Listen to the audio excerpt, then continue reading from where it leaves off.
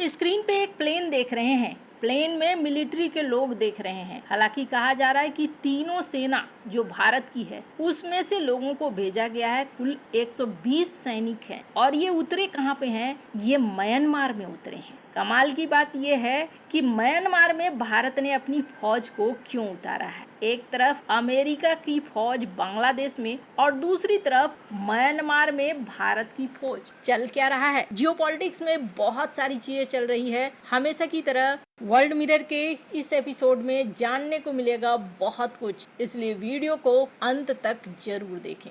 ये जो जगह है म्यांमार बांग्लादेश इस वक्त ना बहुत ज्यादा चर्चा में। अमेरिका से 120 सैनिक 10 सितंबर को जॉइंट मिलिट्री एक्सरसाइज के लिए बांग्लादेश पहुंचे। ये सैनिक कहाँ उतरे?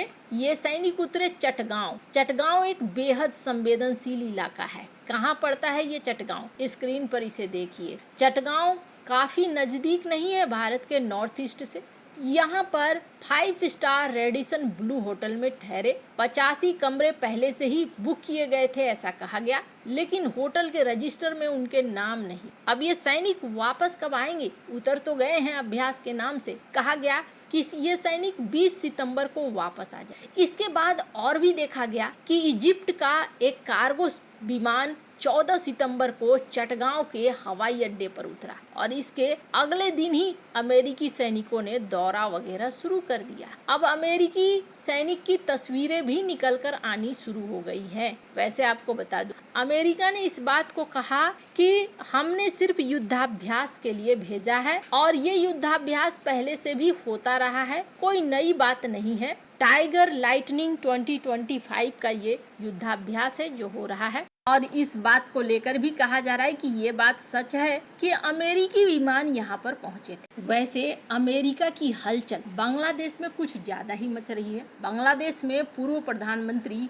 शेख हसीना के अगस्त 2024 में सत्ता से हटने के बाद मोहम्मद यूनुस के नेतृत्व वाली अंतरिम सरकार के तहत ढाका और अमेरिका के बीच में सैन्य और रणनीतिक संबंधों में तेजी आई है। पहले ऐसा लगा था कि शायद डोनाल्ड ट्रंप आएंगे तो ये मामला हल हो जाएगा और शायद सब कुछ ठीक हो जाएगा। डोनाल्ड ट्रंप ने अपनी स्पीच में भी जब वो चुनावी कैंपेन कर रहे थे तब उन्होंने बांग्लादेश के बारे में कहा था, बांग्लादेश के हिंदुओं को लेकर कहा था। लेकिन डोनाल्ड ट्रंप के सत्ता में आने के बाद ये एक चीज देखने को मिला है कि जो बांग्लादेश को लेकर सोच है और रवैया है वो बदला नहीं है, बल्कि ये भी देखने को मिल रहा है कि यूएस और बांग्लादेश के बीच में जो संबंध है वो संबंध थोड़े बढ़े हैं और सैनिक गतिविधियां भी बढ़ी। अब ये जो इलाका है ये इलाका भारत के लिए संवेदनशील है। अभी आपने देखा होगा भारत नॉर्थ ईस्ट को लेकर किसी भी तरीके से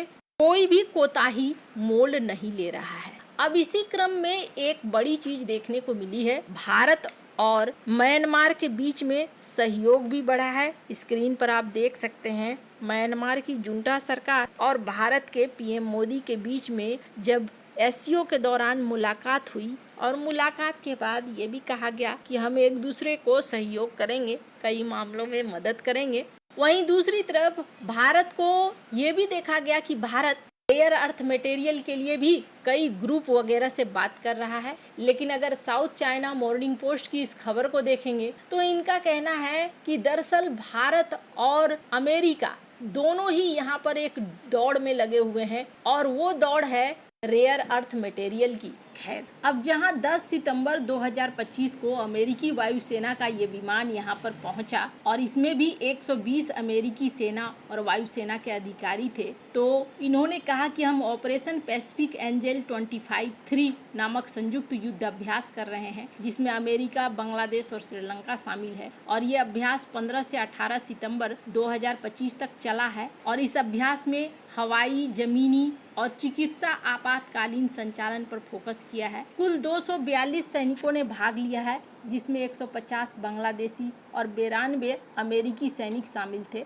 अभ्यास में बांग्लादेशी C-130J विमान, Mi-17 हेलीकॉप्टर और 2 अमेरिकी C-130J विमान शामिल थे। अमेरिकी सैनिक चटगांव के रेडिसन ब्लू होटल में ठहरे थे जैसा कि हमने आपको बताया, लेकिन उनके नाम रजिस्टर नहीं किए गए थे जो गोपनीयता का संकेत है। अमेरिकी सैनिकों की चटगांव से 20 सितंबर 2025 तक चले जाने की उम्मीद है। बांग्लादेश के अनुसार ये एक युद्धाभ्यास था, लेकिन माना जा रहा है कि बांग्लादेश के आर्मी को ये चीजें पसंद नहीं आई है। अभी बांग्लादेश की स्थिति देखेंगे तो वहाँ दो फाड़ है, दो गुट में बटे हुए हैं। चटगांव वो इलाका है जो भारत के पूर्वोत्तर राज्यों और म्यांमार के एकदम नजदीक है। इसी बीच ये देखने को मिल रहा है कि 16 सितंबर 2025 को भारतीय वायुसेना का एक IL-76 विमान म्यांमार की राजधानी नॉयपीडो में उतरा, जिसमें भारतीय सेना, नौसेना और वायुसेना के 120 लोग सवार। ये तीसरा भारत म्यांमार पारस्परिक सैन्य सांस्कृतिक आदान प्रदान का हिस्सा है, जो 16 से 20 सितंबर 2025 तक चलने वाला है। और इसमें कहा जा रहा है कि जो विमान यहाँ पर उतरा भारतीय सैनिकों को लेकर, उसी विमान में फिर म्यांमार के 120 सैनिक सवार हुए और ये 120 सैनिक भारत आए हैं। भारत में ये सांस्कृतिक जगहों को घूमने के लिए आए हैं, ऐसा कहा जा रहा है। और भारत के सैनिक भी जो गए हैं वहाँ पर, वो सांस्कृतिक लेन देन के लिए ही गए हैं, ये कहा जा रहा है। ये नहीं कहा जा रहा है कुछ कि अमेरिकी सेना के खिलाफ गए हैं या फिर ऐसा कोई उद्देश्य तो नहीं है। पर सोशल मीडिया में डिस्कस जरूर हो रहा है कि कहीं ये प्रॉक्सी वॉर तो शुरू नहीं हो गया है। अमेरिका बांग्लादेश के माध्यम से म्यांमार के कथित तौर पर विद्रोही समूहों को कहीं समर्थन तो नहीं कर रहा है। वहीं भारत अपने क्षेत्रों की रक्षा के लिए यहाँ उतर तो नहीं रहा है। ये सैन्य गतिविधियां जो है जियोपॉलिटिकल तूफान पैदा कर सकती। चटगांव बंगाल की खाड़ी में रणनीतिक स्थान पर है, जहाँ चाइना का प्रभाव बढ़ रहा है। अमेरिका के कदम म्यांमार के विद्रोही समूहों को समर्थन देने के रूप में देखे जा रहे हैं, जो जुंटा के खिलाफ हैं। भारत के लिए सबसे बड़ी बात क्या है कि एक तो भारत के पूर्वोत्तर राज्य हैं यहाँ पर, वहीं दूसरी तरफ भारत का कई सारा प्रोजेक्ट है, जैसे Kaladan multi modal transit project. चीन के BRI को काउंटर करने के लिए भारत ने यहाँ पर काफी पैसा भी लगाया है। और दूसरी बड़ी चीज ये है कि भारत के कई राज्य इसके आसपास ही पड़ते हैं। ऐसे में माना जा रहा है कि भारत की सेना यहाँ एक्टिव हो रही है।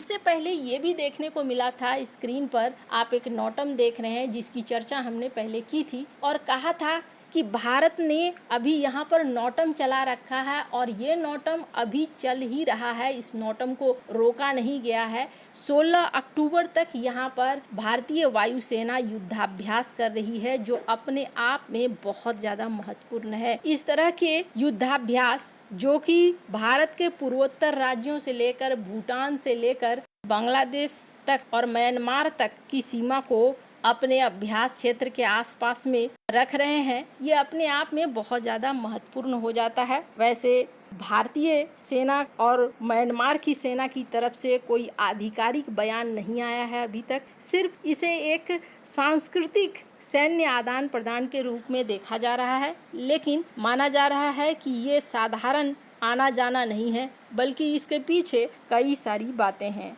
आपको क्या लगता है इन सब मामले में, आपकी क्या राय है, कमेंट कर जरूर बताएं। जल्द मिलते हैं अगले वीडियो में नई खबर के साथ।